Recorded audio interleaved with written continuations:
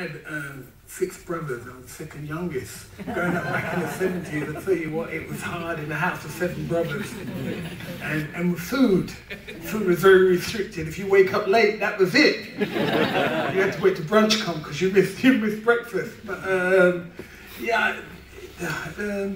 with actually growing up, and as we talk in the second part, I would tell you where a lot of the aggression and the anger came from, to do with my oldest brother, who was killed by racists, but we'll talk about that in the second half. So I had a lot of anger in me, and it was my hero that I lost. So that's where a lot of the anger comes from. In the second part, I'll really go into it. Okay. Now, I think it was 1990, you had a fight in Atlantic City with Doug DeWitt. Yeah. For the WBO middleweight title. Yeah, that was, he's been in with Tommy Hearns, great fight. He's been in with all the top Americans, and he said, what can you do to me? I've been in with all the best. You can't hit me with, like, the power that I've had, that he's taken. And to me, it was, I was hitting him really, really hard. I felt my knuckles, it's like a bit violent now.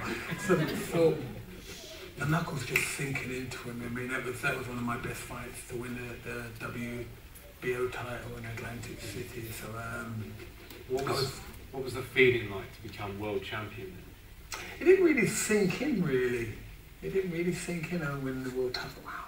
Because all I wanted to do was be like Southern Area champion. I might have a shot at the British. I might have a shot. So to become world champion, all I thought was Southern Area champion. I'd be happy with that.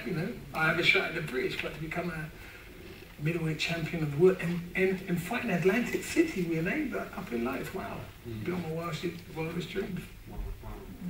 Now, in the same year, you had to defend that title, that same title, to your nemesis, Mr. Certain Chris Eubank. Yeah, it was so funny. Yeah, I can jump in now. I know this man very well. It just set something off in me because he had his joppers on, his monocle and his cane, and he used to look down at me. That's what he done.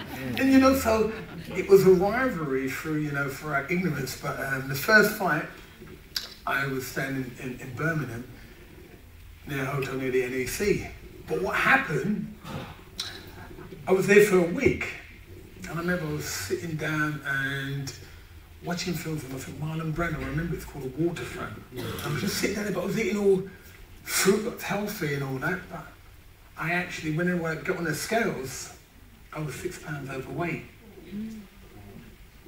6 pounds overweight. I'm not taking nothing away from Chris, please understand. And then what happened, so I had to do 3.5 minute run, 3.5 mile run, and then I had to do five minutes in the steam room. And when I got on the scales, I was 11 stone, 5 3/4 pounds. So I lost like that weight in less than 2 hours.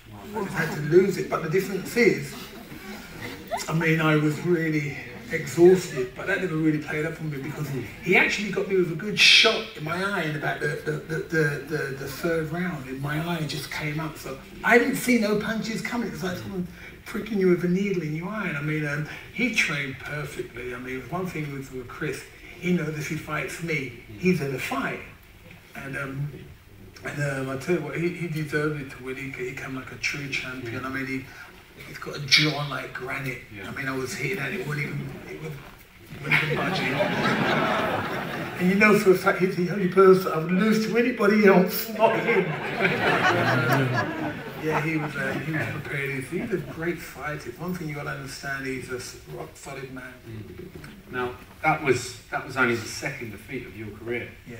And for a man who is just so used to winning, how did you handle defeat? What was it like to have lost that? Well, first of all, you have to go back. The first loss was to Michael Watson. That was it, because I said that was the best thing since sliced bread. So when he beat me, my whole world caved into me, and I didn't want nobody to see me. I shut myself away. People said, "You're a great fighter, Nigel." But I lost, So it was hard to deal with. But one thing about Michael, he's a lovely man. So to lose to Chris, that was I had a lump in my throat for a very long time. So it was hard, but you know, I had to handle defeat gracefully, you know, and say, well done, Chris. Did have fun with his choppers, Monaco, driving his Yorkie van, you know. So yeah, it was hard to deal with.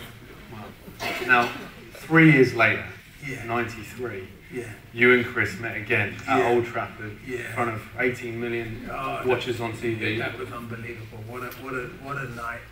But I think one thing is, because I kind of felt his power in the first fight, my whole attitude changed. The first fight was much better than the second one, but I could not handle another defeat to that man, you know.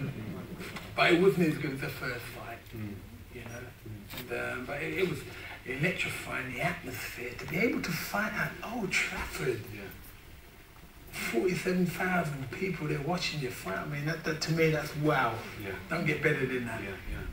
Now, you know, there was an obvious, you know, animosity between you both. Yeah. You watched TV programs, interviews. You know, I remember hearing you say things, I can't stand the man. I just detest him. Absolutely. I wonder, how are things with you guys now? How do you feel about Chris? How do I feel about Chris? How can I hate a man that made me a millionaire? Thank you, Chris. Thank you.